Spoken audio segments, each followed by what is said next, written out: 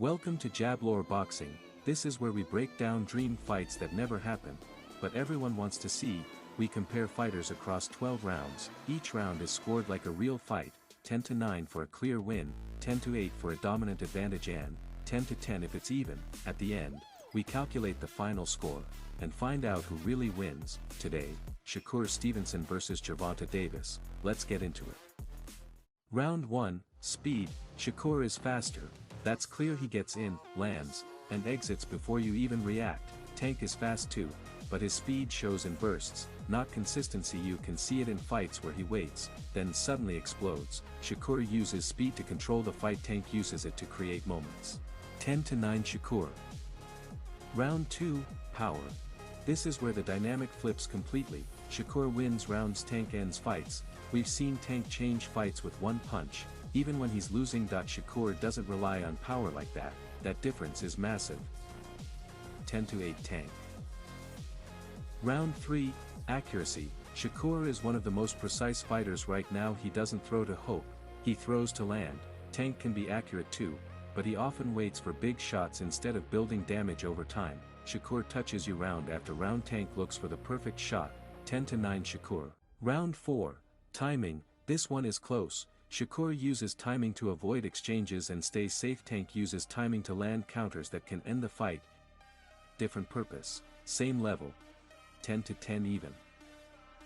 Round 5, Defense. Shakur is one of the hardest fighters to hit. Clean slips, distance, positioning, everything is controlled. Tank relies more on reflexes and his chin. He's been hit before, but he trusts his durability. Shakur avoids damage. Tank accepts risk. 10-9 Shakur. Round 6, Footwork. Shakur moves constantly. Small steps, angles, adjustments. He's never where you expect him to be.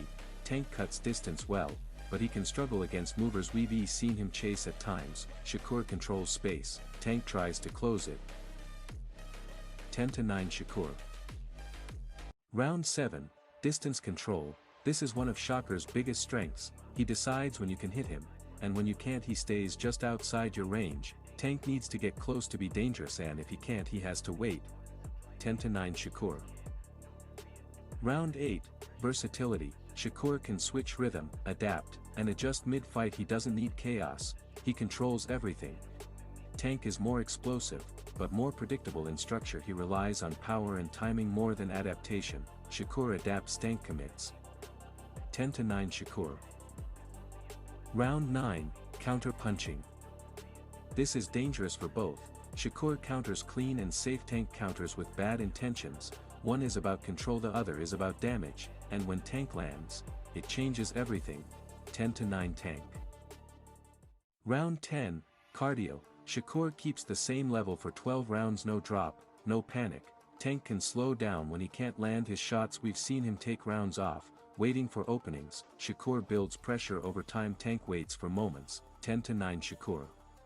Round 11, Clinch. Neither fighter relies heavily on clinch work, but Shakur uses it smarter, to reset, to break rhythm, to stay in control. Tank prefers space, where his power matters more. 10-9 Shakur. Round 12, Boxing IQ. This is where the gap shows the most. Shakur reads patterns, adjusts constantly, and stays disciplined. Tank reads too, but he trusts his power to solve problems. Shakur solves fights with decisions. Tank solves them with moments. 10-9 Shakur. Before the final score, remember this one punch can change the entire fight, and one subscription can change the future of this channel. Final score: Shakur Stevenson wins, 117-110. Comment below which fight you want to see next, and I'll see you in the next one.